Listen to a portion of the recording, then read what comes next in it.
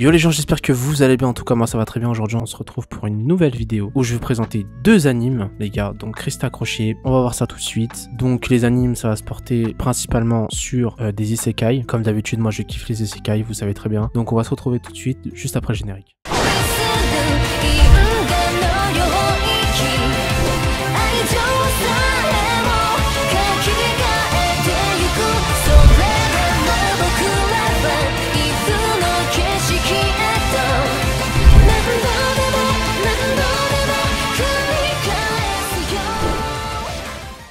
Alors, le premier anime que je vais vous présenter, les gars, c'est Tensei Shitara Ken Deshita. Donc ça, c'est le nom japonais. Mais il a aussi un autre nom qui est Reincarnate Deus as a Sword. Donc, l'anime est disponible sur ADN. Le genre, c'est action, aventure, comédie, fantasy. Nous sommes dans un thème autre monde, combat, magie et réincarnation. Donc en fait, on va rentrer dans la peau du personnage de Fran, qui est une jeune fille fougueuse aux oreilles de chat, qui ne pouvait pas être plus malchanceuse. Elle est orpheline, condamnée à l'esclavage et finalement en plus attaquée par un monstre. Mais tout va changer lorsqu'elle va trouver une épée légendaire qui parle. Bah ouais, comme vous aurez pu le comprendre les gars, l'épée légendaire, bah c'est lui le réincarné. Et en fait, celle qui va contrôler l'épée, bah c'est tout simplement Fran. Et en gros, c'est un homme qui vivait sur Terre et il s'est réincarné dans l'épée. Donc Fran va prendre l'épée et l'histoire débute pile poil à ce moment-là. Et après, en fait, dès qu'elle aura vaincu le monstre, en fait, ils ont scellé Fran et l'épée, ils ont scellé un pacte pour voilà devenir épée et magneuse et pour devenir vraiment les plus chauds, tu vois. Vraiment, elle, son but, c'est vraiment de s'améliorer un maximum. Mais on va pas se mentir que c'est un cheat code, limite l'épée en fait. C'est un cheat code.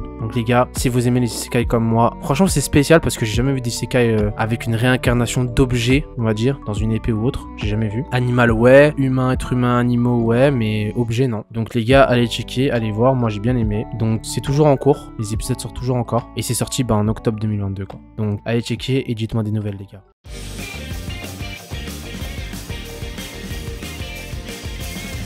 Prochain animé, The Eminence in Shadow, disponible aussi sur ADN. C'est un isekai, nous sommes dans un genre action, aventure, comédie, ecchi, fantasy, dans un thème autre monde, harem, organisation secrète et réincarnation. Alors petite précision, il n'y a pas beaucoup d'ecchi les gars, franchement c'est limite. Enfin vraiment il y a rien de foufou quoi, genre vraiment il y a rien de fou, vous allez voir. Donc là on prend la peau du personnage de Sid, qui est un garçon qui rêve de faire son entrée dans un club ultra restreint des éminences de l'ombre. Donc lui son but c'est vraiment d'être dans l'ombre, être un mini-héros dans l'ombre, etc. Et en fait, petit à petit, il veut rejoindre une organisation comme ça. Un jour, bah en fait, il va mourir, tout simplement. Et il va être propulsé dans un autre monde, parallèle à la suite d'un accident. Voilà. Donc vraiment, suite à l'accident, il va rejoindre un monde parallèle. Et il décide de tirer profit de ce nouveau départ et d'échafauder de toutes pièces, vraiment, il va inventer de toutes pièces une histoire dont il s'attribue en secret le rôle principal de future éminence de l'ombre.